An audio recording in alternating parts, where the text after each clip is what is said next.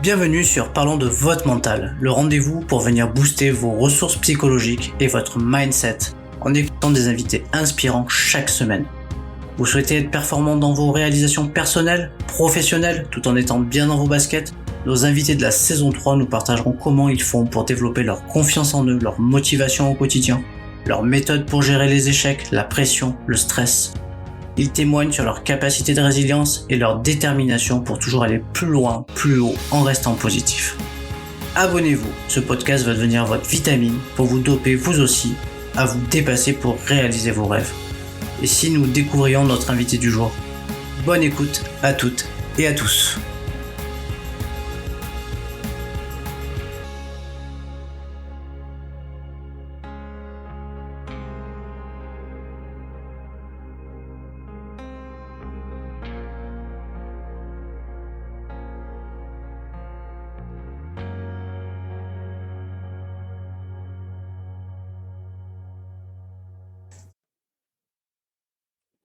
Bienvenue dans un nouvel épisode de la saison 3 de Parlons de votre mental. Et j'ai le plaisir, ça fait un petit moment que je l'attendais, la saison 2 s'est écoulée, mais j'ai pas eu l'occasion de pouvoir l'interviewer, malgré qu'on était en contact régulièrement.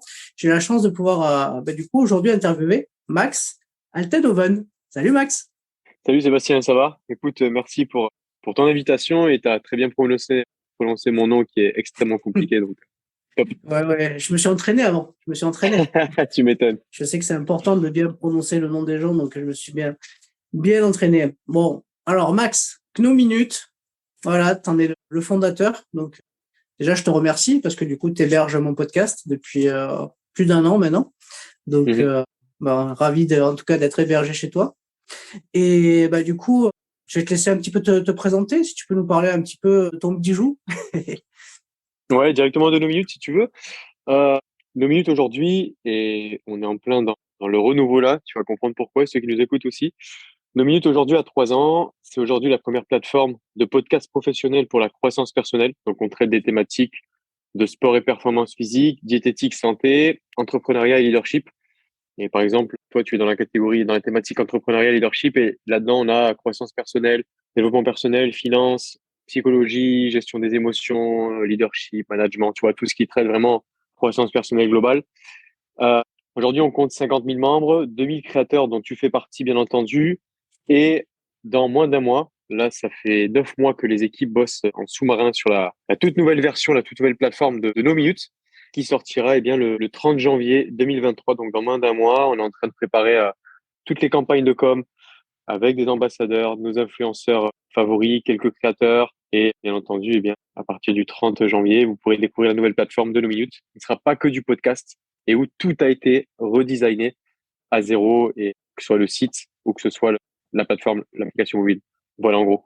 Bon, génial. Déjà, on a l'info. On va attendre patiemment le 30. C'est ça. Okay. Et est-ce que tu pourrais te présenter un petit peu du coup? Est-ce que tu veux que je parle en tant que être ou ce que je fais? Tu vois ce que je veux dire? Que c'est comme tu veux toi, hein?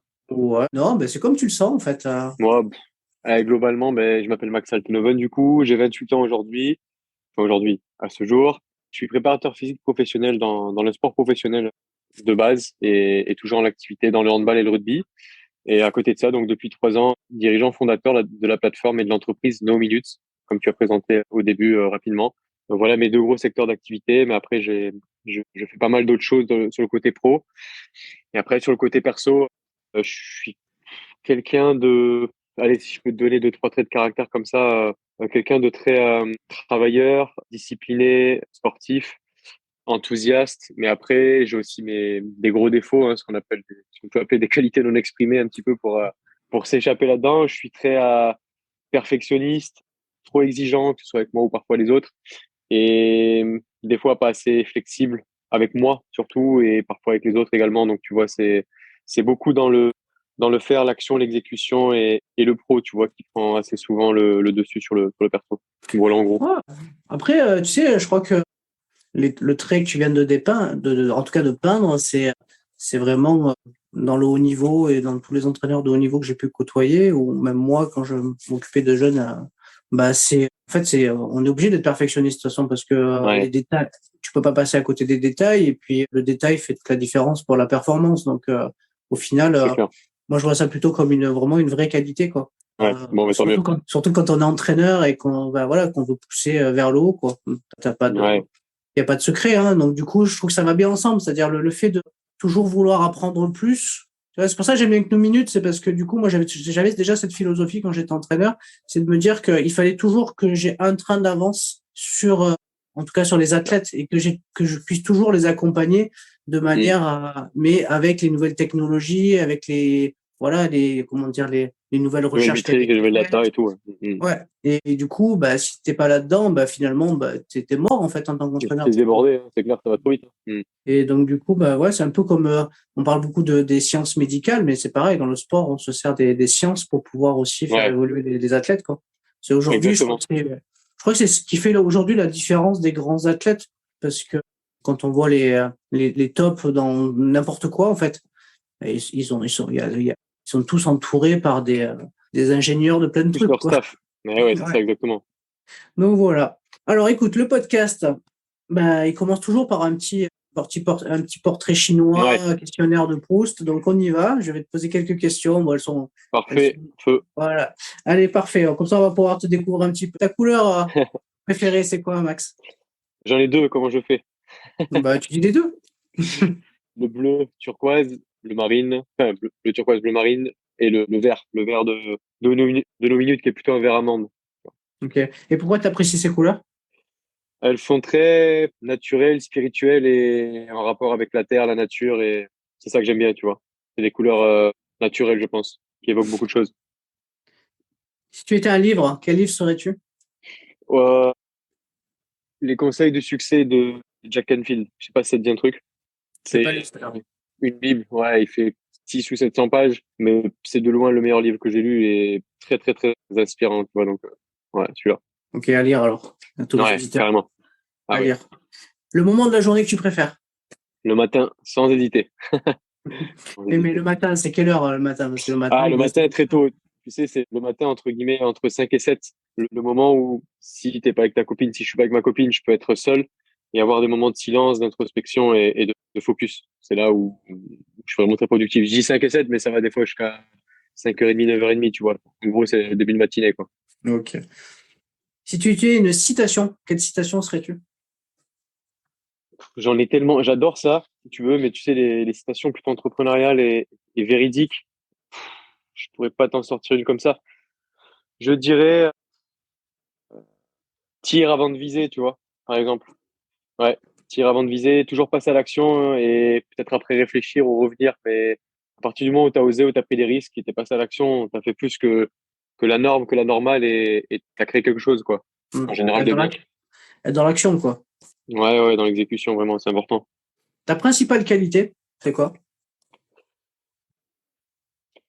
Je dirais l'audace ou l'authenticité. Hein, les deux. Ça doit être un A. Si tu étais une musique, quelle musique choisirais-tu? Putain, je suis tellement nul en cinéma, musique et tout. Mais j'écoute beaucoup de rap, de rock et d'électro. Mais si j'étais de musique, j'en ai plein qui m'inspirent. Et tu sais, des vieux sons qui reviennent souvent et dont je pense pas. Si j'étais de musique, je vais dire, ah oui, si, ouais, je peux donner un album. Je vais donner l'album de Tupac, All Eyes on Me. Ouais, je pense que ça, c'est cru et en jette. Ok. Ah, podcast. Donc, je suppose que Ouais, tu écoutes plein de podcasts. Alors, j'en ai plein, oui. si tu devais faire un trio des podcasts que tu écoutes le plus, ça serait lesquels? J'en écoute assez souvent et depuis qu'on a lancé nos minutes, je dirais Flo Modia, anciennement French Doers, je dirais Caroline Mignot et les générations Do It Yourself ou Julien Asturic, Objectif Performance. Ouais. Ah, Caroline. Caroline. Ouais.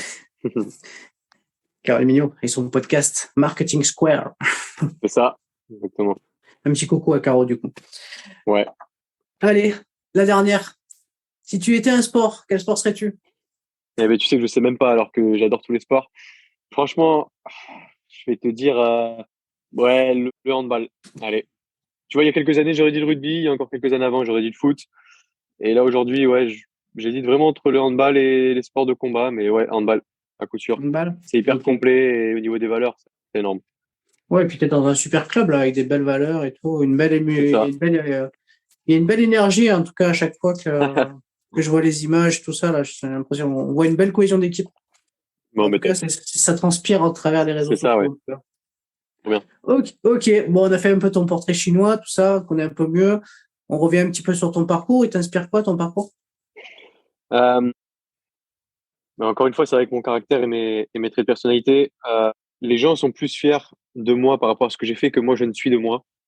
C'est-à-dire que, tu vois, j'ai vraiment du mal à fêter toutes mes petites victoires et mes avancées. Heureusement que j'ai, tu sais, chez moi des tableaux blancs avec plein de fiches et des visions de board et tout, où je marque toutes mes réussites, mes avancées, mes victoires. Mais je dirais que mon parcours m'inspire que il est, je ne regrette rien, j'aurais rien changé de mon parcours, tu vois, donc il m'est plutôt très positif, mais j'en suis encore très loin de d'où je veux être et de qui je veux devenir et de ce que je veux faire pour aider le monde à mon échelle, quoi. Bon, en tout cas, chaque jour est une avancée, comme on dit, hein. Ouais, exactement, c'est ça. Avec le recul, de quoi tu es le plus satisfait aujourd'hui? D'être parti de chez moi à l'âge de 15 ans. Je pense que ça a été la meilleure décision de ma vie pour le sport de haut niveau, en centre de formation et sport-études, mais pas parce que je suis parti que pour le sport, mais du fait que c'est ce qui m'a aidé à me forger aujourd'hui, c'est ce qui fait la personne que je suis aujourd'hui, tu vois. Je pense que si j'étais resté dans le cadre familial ou dans l'endroit où j'étais avec la famille, je serais pas quelqu'un de meilleur ou de moins bien. C'est pas ça que je veux dire, c'est que j'aurais été carrément différent, tu vois. J'aurais pu moins me développer personnellement, être moins autonome et audacieux et débrouillard assez tôt, quoi. Du coup, ouais, partir à 15 ans, c'est pas ça. Mais en tout cas, c'est sûr que ça permet de s'émanciper Ouais, et et puis au niveau de la maturité, tu vois. d'être autonome aussi, ouais, c'est clair. Si je te dis la phrase rendre possible l'impossible, la fameuse phrase, est-ce qu'elle t'évoque quelque chose dans ton parcours? Carrément. Enfin, tu vois, quand tu regardes le monde aujourd'hui, il y a des choses qui sont à revoir, bien entendu, très critiquables, et on se demande comment c'est possible de telles cruautés et de tels enfoirés même, tu vois, pour bien parler. Mais quand tu regardes aussi d'autres facettes du monde, tu te dis, l'humain et tout ce qui est créé sur Terre, c'est que la mise en œuvre et la conception, la réalisation de ce qui a été vu dans l'état d'esprit et dans le mindset. Et pour moi, il y a vraiment pas de limite, tu vois. Les limites, elles sont vraiment que spirituelles ou psychologiques. Et je pense que avec ce qu'on voit aujourd'hui, de quoi l'homme est capable, pour moi, il y a vraiment pas de limite. Rendre possible l'impossible, elle a tout son sens, notamment en 2023 et encore plus dans les années à venir, je pense. Ok. Allez, on parle de ton mental? Ah, les feux, ouais. Allez, feu. Alors déjà, la première question, c'est si tu devais le définir, ce mot mental, tu le définirais comment, toi? Eh ben, tu sais, à chaque fois que j'écoute tes podcasts, ce qui est marrant, c'est qu'il y a, marrant, je sais pas si c'est marrant, mais ce qui est intéressant, c'est qu'il y a plein de définitions et aucune n'est la même.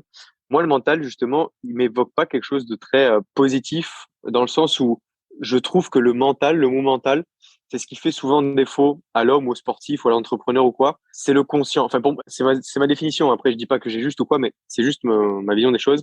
Le mental, c'est quelque chose qui est dans le conscient, euh, qui est redondant, où on y pense souvent et qui n'est pas forcément bénéfique ou positif. Par contre, le subconscient, la spiritualité, la psychologie, c'est quelque chose qui va bien au-delà avec l'intuition. Et je pense que c'est là-dedans qu'il y a de vraies ressources qui permettent au mental de s'exprimer, tu vois, par la force de caractère, le mental, la persévérance, la résilience, les traits de caractère, tout ça. Mais voilà. Ok, moi ça me va ta propre définition. D'ailleurs, c'est ce que je recherche à chaque fois, hein. Et Ouais. dans tout, comme tu dis, c'est bien, dans tous les épisodes que j'ai fait, il y a aucune définition qui est la même. Et Ouais, c'est ça qui est riche aussi, de pouvoir c'est ça. avoir plein en tout cas, de différences dans sa manière de voir le mental, hein. Chacun sa carte, hein, comme on dit, hein. Exactement, tout à fait. Alors toi, comment tu te prépares mentalement? Et éventuellement, comment tu intègres la préparation mentale dans la prépa physique avec les équipes que tu gères? Alors, je vais essayer de te parler, si tu veux, des deux versants, côté entraîneur, préparateur physique pro et entrepreneur. Nous, dans les clubs pro et les structures, que ce soit avec des athlètes en fédération, durant les compétitions internationales ou durant les saisons Coupe d'Europe ou championnat, je n'interviens pas directement sur la préparation mentale, mais tout le staff et les préparateurs et le préparateur mental travaillent et on travaille ensemble avec de la visualisation, du travail d'affirmation, du travail de routine, du travail de bonnes habitudes, des processus mécaniques et psychologiques avec avec certains schémas de pensée. Donc il y a un suivi qui se fait dans le management, dans le leadership avec les joueurs, dans le discours, dans la communication verbale, non verbale, positive, etc., avec le préparateur mental. Et il y a aussi, ça on le fait plus trop aujourd'hui, mais on fait beaucoup de yoga. Ça pour les mecs c'est bien. Mais avant on faisait aussi des sessions de méditation et de respiration avec la sophrologie, ce qu'on ne fait plus depuis 2 ans maintenant à cause de la Coupe d'Europe et de l'enchaînement des matchs. Mais voilà, allez, on est très intéressé. Moi je suis très intéressé par ça, bien qu'en France il y a pas mal de retard ou encore de manque de connaissances là-dessus, mais c'est quelque chose que tout le club a conscience de son importance du mental, tu vois, et de la préparation mentale. Moi, je faisais le lien avec la prépa physique parce que très souvent, Ouais, bien sûr. quand la préparation physique est intense et bien faite et qu'on se dépasse dans chaque entraînement physique, souvent, ça a aussi, comment dire, un impact direct sur les qualités mentales. Et alors, même si le Ouais, préparateur mental peut influer avec d'autres exercices, je trouve que hmm. pour moi, les deux sont intimement C'est très liés. lié. Exactement. Tu vois, dans la préparation physique, comment est-ce que le mental prend place ou comment il s'exprime? Il peut s'exprimer lorsque tu t'entraînes, lorsque tu as des séances collectives, que tu as des petits groupes de joueurs qui sont par deux, par trois, par quatre, où ils vont se challenger, où ils ont des objectifs de charge, de vitesse de barre, de puissance développée, de watts développés. Donc là, il y a des challenges entre eux, tu vois. Donc là, ça se pousse. Après, quand ils ont des séances individualisées, où ils sont tout seuls, ils doivent se pousser mentalement pour aller chercher des perfs et du développement eux-mêmes. Et après, côté entrepreneuriat, le mental, moi, enfin côté entrepreneur, le mental, je le travaille justement tout autour du travail et en dehors de mes journées, c'est-à-dire lorsque j'ai mes routines du soir, mes routines du matin, mes moments où je suis seul, tu vois. Donc voilà, il y a toujours des petits moments dans la journée qui permettent de retravailler son mental et de se reconditionner ou de se préparer. Ok. Alors, globalement, on a l'impression que tu as confiance en toi.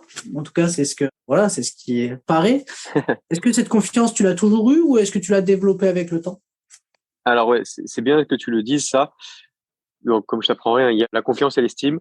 J'ai toujours été, allez, on va dire de l'adolescence, tu vois, 13-14 ans jusqu'à mes 20-21 ans, très grande confiance, très faible estime. Donc confiance, c'est tout, bah, c'est tous les marqueurs externes, tout ce qui fait prendre confiance à quelqu'un par les images de l'autre, par les facteurs externes, par tout ce qui est en dehors de sa personne. Et l'estime de moi, c'est-à-dire l'image que j'ai de moi-même, était très faible et elle s'est relativement équilibrée avec le temps. Aujourd'hui, j'ai une confiance qui est moins grande, tu vois, je suis beaucoup plus enfin, c'est ce que j'apprends en tout cas, j'essaie de l'apprendre dans la sagesse, dans l'humilité, dans le respect, dans la tolérance, ce qui n'a pas toujours été le cas.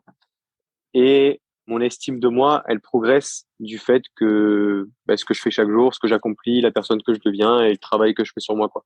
Mais non, non, ça n'a pas toujours été le cas et ça évolue tout le temps, quoi. Ok. Quel regard tu as sur le droit à l'échec, le droit à l'erreur? Hmm. Euh, Quel regard j'ai? Je peux pas trop dire que j'ai un regard, si ce n'est que je peux te dire que moi, j'aime l'échec. Enfin, j'aime l'échec. C'est con, tu sais, je vais te dire, ouais, j'aime être dans la merde. C'est pas ça, mais pour moi, l'échec, il a pas de connotation négative, tu vois. En fait, l'échec, c'est un résultat, et ce résultat-là, t'es arrivé à échouer, t'es arrivé à rater, mais parce que t'as essayé, parce que t'as entrepris, parce que t'as osé, parce que t'as créé, parce que t'es passé à l'action, tu vois. Pour moi, l'échec, c'est juste le résultat de tout ce que tu as fait avant. Mais pour arriver à un échec, il faut forcément que tu te sois bougé le cul, entre guillemets, et que tu aies fait quelque chose.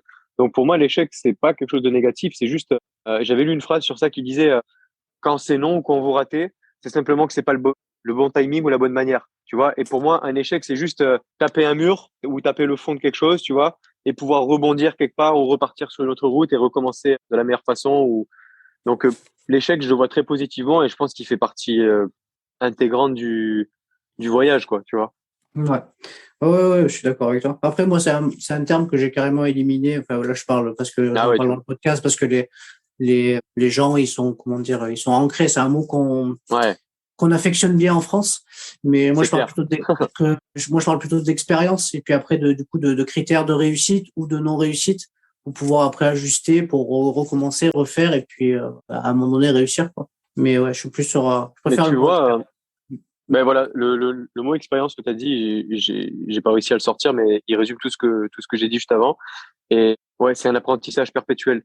Tu vois, t'échoues, mais au final, t'apprends. Et demain, je dis une connerie, si je plante, parce que c'est ma troisième entreprise, si je plante ma troisième entreprise, donc nos minutes, si je me fais virer du club, si j'échoue une relation amoureuse de plus, si je perds des relations sociales, enfin, que j'arrive pas à les entretenir, c'est pas des échecs souvent, c'est des trucs sur lesquels je vais bosser dessus, sur lesquels je vais réfléchir et sur lesquels je vais apprendre, tu vois, et progresser pour pas refaire, ben justement, ces mêmes erreurs peut-être ou voilà.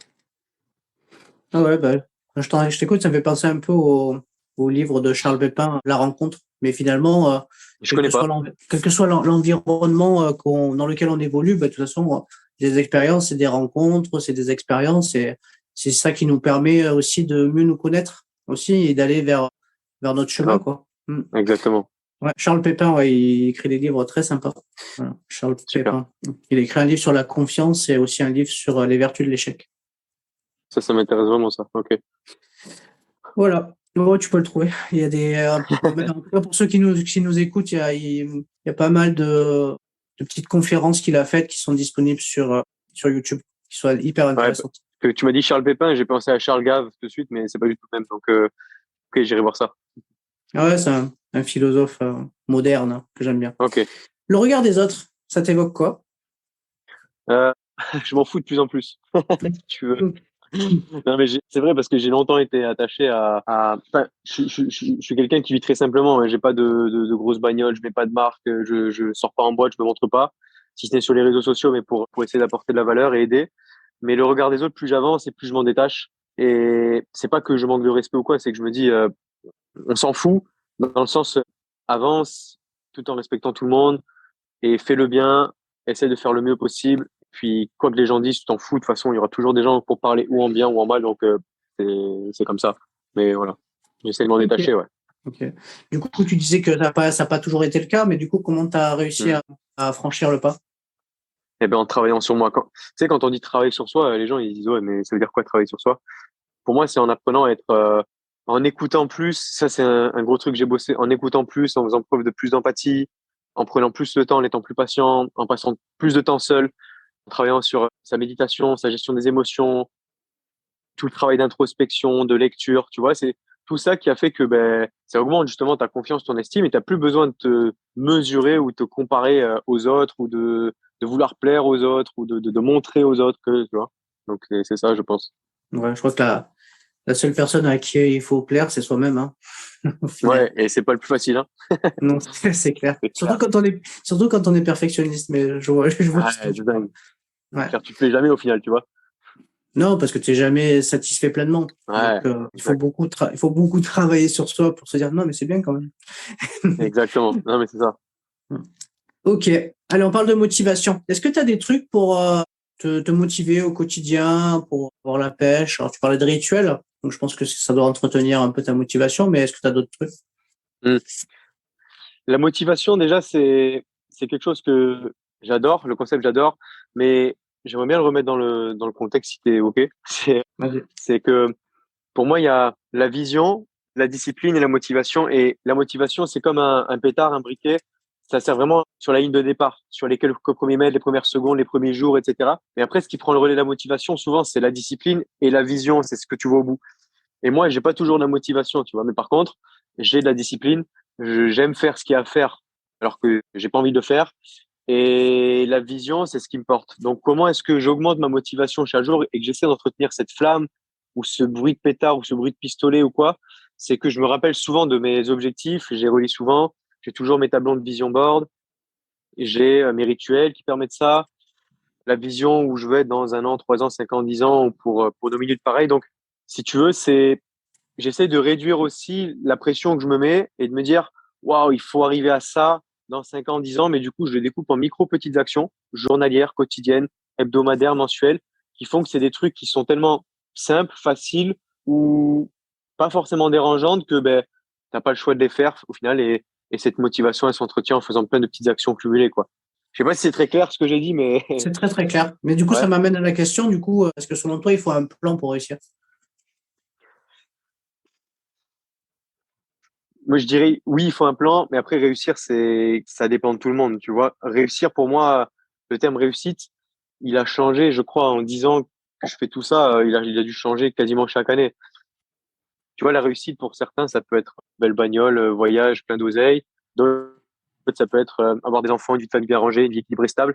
Pour moi, la réussite, hein, je parle, c'est quand je me suis trouvé, que je vis de ma passion, que je suis libre de mes choix, de mes décisions, que j'ai pu aider mes proches financièrement et apporter au monde un projet positif ou une action ou quelque chose de positif qui aide des centaines, des milliers, des millions de gens peut-être.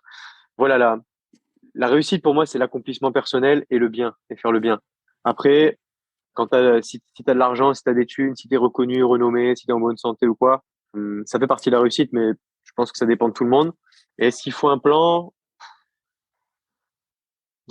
J'aurais tendance à dire que oui, mais il faut un plan qui ne soit pas trop rigide. Tu vois, il faut essayer de rester flexible et pour pouvoir saisir les opportunités, les rencontres, ce que nous offre la vie, quoi. Tu vois, ça fait un peu bizarre ce que je dis peut-être, mais tu vois. Non, non, mais Mais il faut un plan, ouais, je pense. c'est comme quand on est entraîneur hein, ou préparateur physique. En fait, Ouais. t'as toujours un plan pour t'amener vers là où tu veux aller, mais après, tu Mm. sais que tu vas avoir de la remédiation parce que tu sais toujours que le plan, il est jamais parfait, quoi. Et qu'il y aura toujours Exact. des événements qui vont venir faire que bah, tu vas devoir gommer un truc pour placer autre Ouais. chose. Voilà, peut-être que tu as un joueur blessé, bah, il pourra pas faire ce que tu as prévu, il va faire autre chose. Donc, ouais, c'est beaucoup Exactement. d'adaptation, de remédiation. Tu vois, je parlais de ça justement. J'essaie de garder les deux casquettes, préparateur physique, entraîneur et entrepreneur.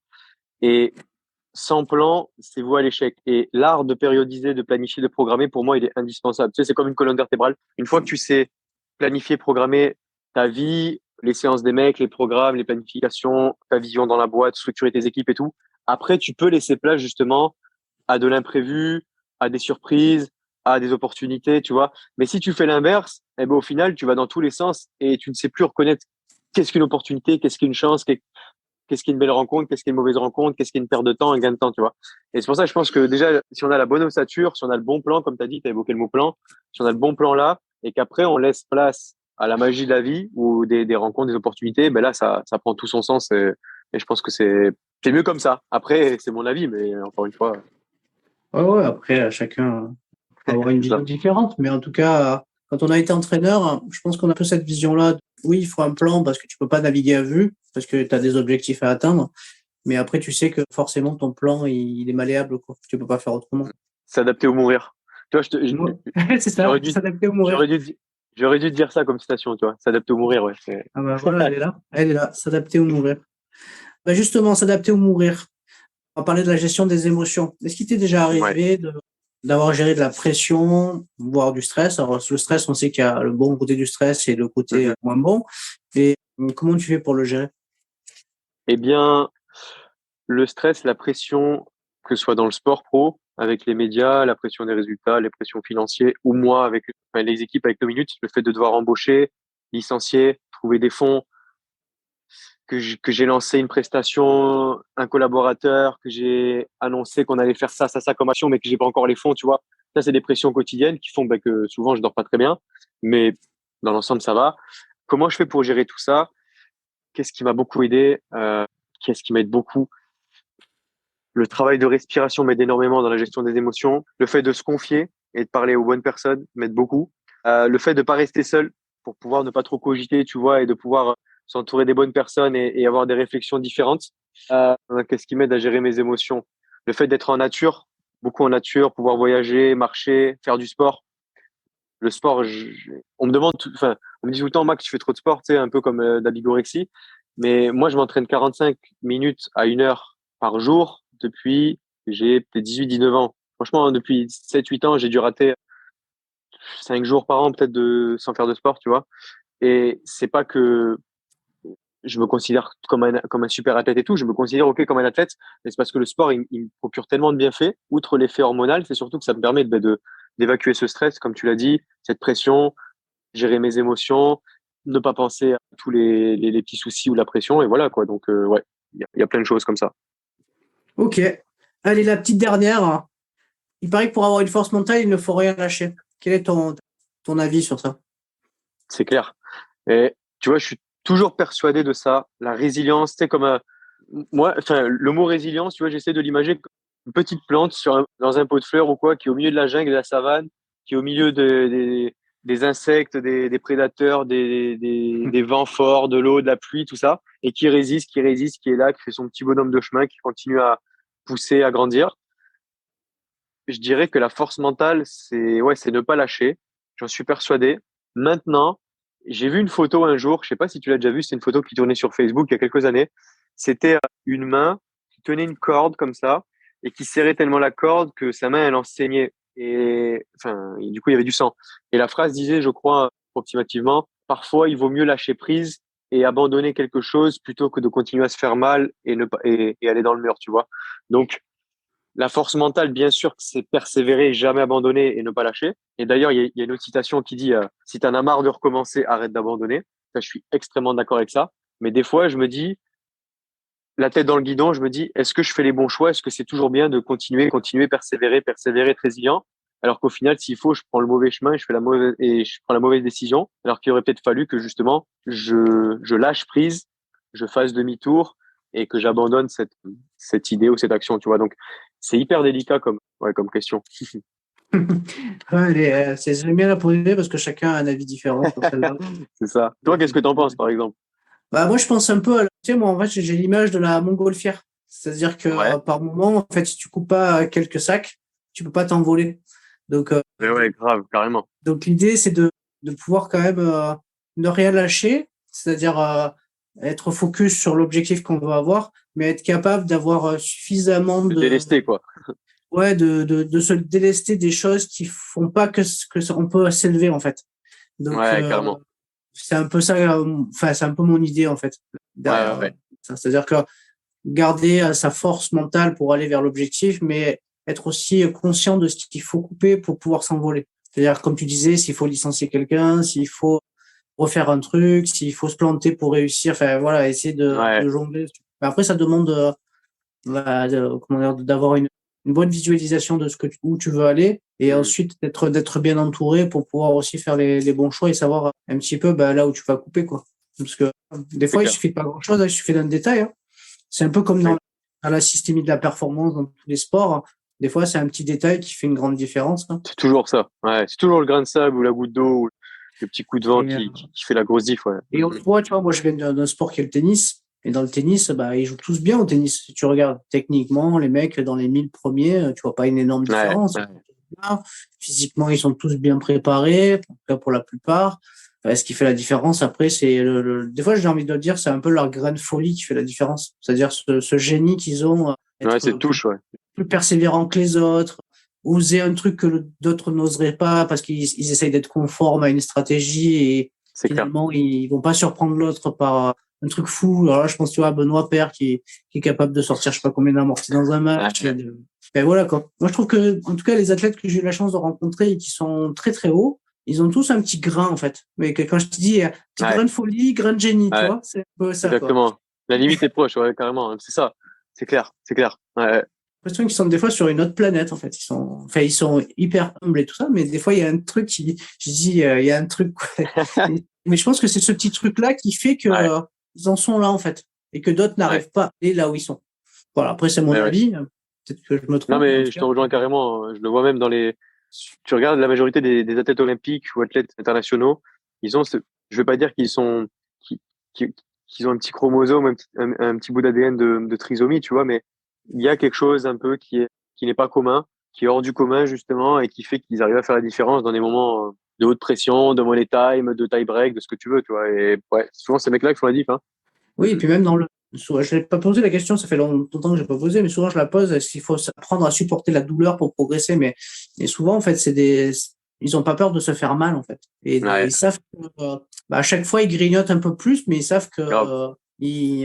enfin, en fait, ça, à chaque fois, ils dépassent leurs limites un petit peu plus, un petit peu plus, un petit peu plus, mais Ouais, un petit peu plus par petit plus, ils arrivent à des limites, c'est ça. que C'est ce qu'on voit aussi d'autres avec n'auront jamais. les athlètes antifragiles et les lois de l'Hormèse, c'est ce que tu vois, tu parlais de préparation mentale, c'est ce qu'on essaie d'inculquer aux mecs, c'est les valeurs de travail, mais les valeurs plus que de travail, c'est quand tu mets du sens et que tu exploites ton plein potentiel physique déjà et après psychologique, spirituel, mental et tout. Mais ça va avec la loi de l'Hormèse. Et nous, ce qu'on essaie de faire, c'est des athlètes antifragiles, tu vois, qui se blessent peu, qui soient très forts, enfin, après, qui aient toutes les qualités physiques, mais forts dans leur tête, forts physiquement, et qui aient cette culture de dépassement et, et de performance, tout simplement, quoi. Après, ce qu'on disait, c'est que les deux sont liés, quoi. Parce que pour moi, un Mhm. athlète qui est bien préparé mentalement pour la performance, mais mentalement sur le côté bien-être, être bien dans ses baskets, c'est Ouais, souvent celui dans le basket, ça a une influence aussi sur le fait de pas se blesser aussi. Et bien voilà, sûr, donc en fait, bien sûr, pour moi, les deux sont liés, quoi. bien Donc sûr. voilà. Les deux sont intimement liés. Bah écoute, Max, merci beaucoup pour ton témoignage. Merci à toi, Sébastien. Comme le veut la tradition du podcast, c'est toi qui vas venir clôturer l'épisode. par quelque chose qui te tient à cœur de laisser comme empreinte dans cet épisode auprès des auditeurs qui nous écoutent. Et n'hésite pas à laisser un petit mot pour savoir où c'est qu'on peut aller échanger avec toi, retrouver tes infos, alors que ce soit en prépa physique ou aller écouter des podcasts. Voilà. Le petit mot, c'est que ton podcast, je pense que tu es un des seuls à ne parler que du mental, de la psychologie et ce qui se cache derrière un peu notre conscient, tu vois, et notre inconscient. Donc, je trouve ça génial. Je suis très content de pouvoir échanger avec toi assez souvent via LinkedIn, tu sais, et tout ce qu'on échange et les ondes que tu déploies, les bonnes vibes, tout ça. Donc, ouais, je voulais vraiment te féliciter, te remercier. Allez écouter Parlons de votre mental sur toutes les plateformes et bien sûr nos minutes. Et on espère, Sébastien, que on spoil un peu, mais à partir du 30 janvier, tu pourras mettre tous tes séminaires, tes formations en ligne, vidéos et podcasts sur nos minutes. Donc, ça va être énorme. Voilà, on peut nous retrouver nos minutes sur Instagram, bien évidemment, sur les applications mobiles via les stores Google Android et iOS Apple, et après sur le site web pour les créateurs. Donc voilà, tout va être fait dans moins d'un mois, mais ça s'appellera toujours nos minutes, mais avec une nouvelle ADN et une nouvelle identité. Bon, mais super. En tout cas, écoute, bonne continuation à toi, plein de good vibes et pour Merci. 2023 et puis bon entraînement, si t'as entraînement juste après. Ouais, ce soir. On va tout casser ensemble en 2023. Merci Seb, à très vite. Hein. Merci beaucoup. À très bientôt. Bye bye. Bye bye. Si cet épisode t'a plu, tu peux le partager en me taguant ou en lui laissant 5 étoiles sur Apple Podcast. Tu pourras aussi être tiré au sort pour gagner un test OMSAT pour évaluer tes qualités mentales.